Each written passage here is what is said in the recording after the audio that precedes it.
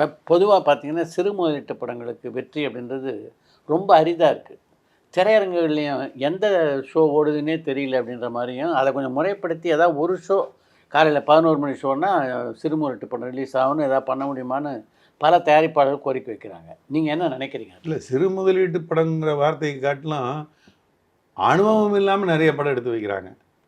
நீங்கள் இந்த படங்கள் நாங்கள் ஒரு ஷோ போடுறதுக்கு ரெடி, ஜனங்க வர்றதுக்கு ரெடியாக இருக்காங்களான்னு கேட்க சொல்லுங்கள். நானே நிறைய இன்டர்வியூவோட சொல்லியிருக்கிறேன். என்னை இன்டர்வியூ பண்ணுறவங்ககிட்ட இப்போ உதாரணத்துக்கு உங்களே கேட்குறேன்.